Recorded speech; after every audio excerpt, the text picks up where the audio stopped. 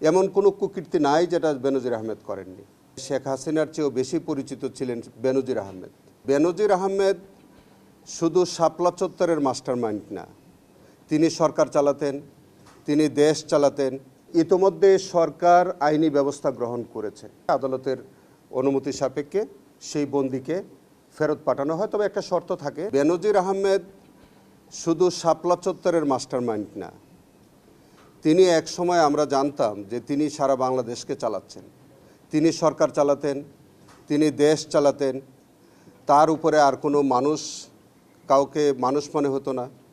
তার যে দমভক্তি, তার যে বডি ল্যাঙ্গুয়েজ, তার যে ল্যাঙ্গুয়েজ, সব কিছু মিলে তখন বাংলাদেশে একজন মানুষকেই আমার মনে হয় কোনো কোনো জায়গায় শেখ হাসিনার চেয়েও বেশি পরিচিত ছিলেন বেনজির আহমেদ।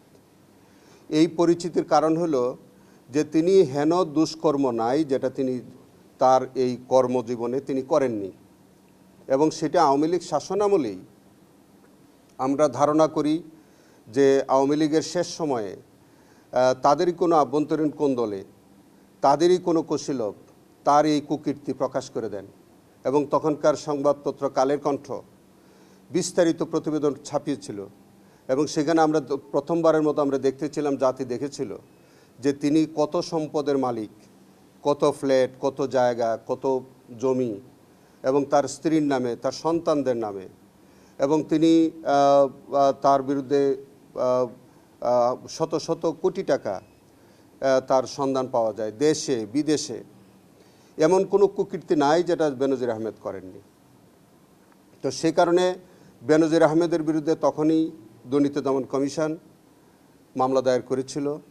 তার বিরুদ্ধে ইন্টারপোলের মাধ্যমে রেড বা কালার কোডেড যে ওয়ারেন্ট, যেটাকে আমরা রেড নোটিশ বলি, সেই কালার কোডেড নোটিশ পাঠানো হয়েছিল। ইন্টারপোলের মাধ্যমে আমরা গতকালকে দেখতে পেয়েছি তিনি গ্রেফতার হয়েছেন। এই বেনজিরের বিরুদ্ধে ওই যে বললাম যে তিনি শুধু শাপলা চত্বরের মাস্টার মাইন্ড না, তার বিরুদ্ধে আমাদের ওখানে প্রায় 10টির মতো মামলা আমরা কিন্তু ইনভেস্টিগেশন করে যাচ্ছি, এবং প্রত্যেকটার সাথে তার কানেকশান আছে।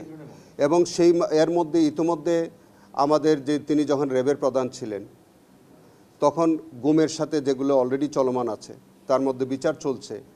তিনি শাপলা চত্বরের মামলায় অন্যতম কুশীলব ছিলেন আসামি। তার বিরুদ্ধে আমাদের তদন্ত প্রায় শেষ পর্যায়ে। তার বিরুদ্ধে চট্টগ্রামের একরাম কমিশনার যে হত্যাকাণ্ড, তার সাথে তার সরাসরি সম্পৃক্ততা ছিল, সেখানেও তিনি আছেন। এবং আরও বললাম যে আরও অন্তত 7 থেকে 10টি মামলার তদন্ত চলমান আছে, যেগুলোতে প্রত্যেকটার মধ্যে তার সরাসরি সম্পৃক্ততা আছে। তিনি পুলিশ কমিশনার হিসেবে অসংখ্য হত্যাকাণ্ডের সাথে জড়িত, তিনি র্যাবের প্রধান হিসেবে অসংখ্য হত্যাকাণ্ডের সাথে জড়িত, তিনি যখন পুলিশের প্রধান ছিলেন, আইজিপি হিসেবে দায়িত্ব পালন করেছেন, অসংখ্য অপরাধের সাথে তিনি জড়িত ছিলেন। তিনি আরও যেটা জড়িত ছিলেন, বাংলাদেশের ইতিহাসে যে কয়টি বিতর্কিত নির্বাচন হয়েছে তৎকালীন ফ্যাসিস্ট সরকারের আমলে, প্রত্যেকটি নির্বাচনে তার বিতর্কিত ভূমিকা ছিল। এবং তিনি দমভক্তি করে বলতেন যে তিনি পুলিশের তার এই যে নানান প্রক্রিয়ায় যে একটা অবৈধ নির্বাচন করার যে অন্যতম কারিগর ছিলেন বেনজির আহমেদ। এই দেশের গণতন্ত্র নস্যাৎ করবার জন্য হাজার হাজার মানুষকে বিনা বিচারে নিরপরাধ মানুষকে হত্যা করার দায় সহ অসংখ্য দায় তার বিরুদ্ধে বলতে হলে আমার তো মনে হয় যে একদিন লাগবে যে শুধু তার বিপক্ষে এত আমলনামা তার। তো যাই হোক, আমাদের এখানে তার অনেকগুলো মামলা তদন্তাধীন, বিচারাধীন আছে। আমরা তাকে যদি বাংলাদেশে আনা হয়, আমাদের এই ট্রাইব্যুনালেও তাকে আনা হবে। যেগুলোতে বিচার চলছে সেখানে হাজির করা হবে, যেগুলো তদন্তাধীন আছে সেগুলোতেও তাকে রিমান্ডে নেওয়া হবে এবং তাকে জিজ্ঞাসাবাদ করা হবে। এবং তার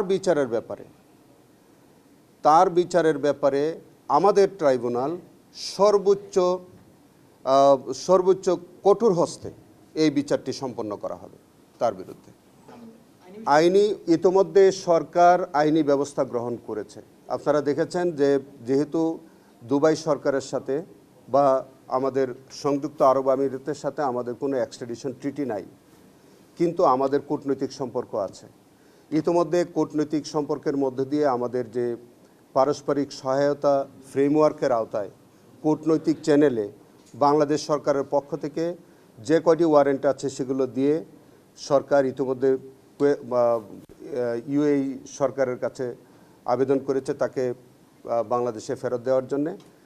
এবং এটা আপনারা জানেন যে ওখানকার একটা প্রসিডিউর আছে যে তাদের 30 দিনের মধ্যে আমরা যখন কোনো এক্সট্রাডিশনের আবেদন করা হয় সেখানকার প্রসিকিউটরের কাছে সেটা উপস্থাপন করা হয়। প্রসিকিউটর এটা আপিল আকারে তাদের আদালতে উপস্থাপন করে, আদালতের অনুমতি সাপেক্ষে সেই বন্দীকে ফেরত পাঠানো হয়। তবে একটা শর্ত থাকে, সেটা হচ্ছে যে আমাদের সরকারের কাছ থেকে তারা একটা অঙ্গীকার নেয় যে তাদের কোনো নাগরিক যদি একইভাবে আমাদের দেশে গ্রেফতার হয় ভবিষ্যতে, তাহলে তারা যে সহায়তা আমাদেরকে করে যাচ্ছে এখন করবে, একইভাবে যাতে আমরা তাদেরকে সহায়তা করি।